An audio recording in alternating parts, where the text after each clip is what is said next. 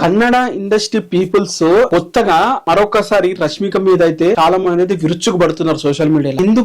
ఎందుకు ఇట్లా రష్మిక మీద ఇంత పగబెట్టేసుకున్నారు అని అంటే మాత్రం రీసెంట్ గా రష్మిక వచ్చేసి టాక్సిక్ మూవీ రిలీజ్ అయిన అటు ఇటు ముందు ఇరుముడు మూవీ బాగుంది, ఆడవాళ్ళు చూడాలి అని చెప్పి ఒక విధంగా ఒక పోస్ట్ వేసి మూవీ గురించి కంగ్రాచులేషన్ చెప్పారు. ఆ పోస్ట్లు రిలీజ్ రోజే వేసేసరికి తను కావాలనే వేసింది, కన్నడ పీపుల్ అంటే ఇంత ఇష్టం లేకుండా ఉండడం ఏంటి, రష్మిక మాత్రం కన్నడ నుండే వచ్చి అని చెప్పి నేను నెక్స్ట్ మూవీ మేము ఫ్లాప్ చేస్తాం, రిలీజ్ చేయమని చెప్పి కూడా చేస్తున్నారు. ఇదే టైంలో మన విజయ్ దేవరకొండ వచ్చేసి Ranabali movie release date announce అయితే చేశారు, అక్టోబర్ లో రిలీజ్ అవుతుంది అని చెప్పి. మరి అక్టోబర్ లో మీ మూవీ రిలీజ్ అవుతుందిగా, మేము ఎలా రిలీజ్ అవుతుందో ఎలా ఆడుతుందో మేము చూస్తామని చెప్పి కన్నడ పీపుల్ రష్మిక అలాగే విజయ్ దేవరకొండ అయితే ఒక రేంజ్ లో అయితే వాళ్ళకైతే సోషల్ మీడియాలో ట్రోల్ అయితే చేస్తున్నారు.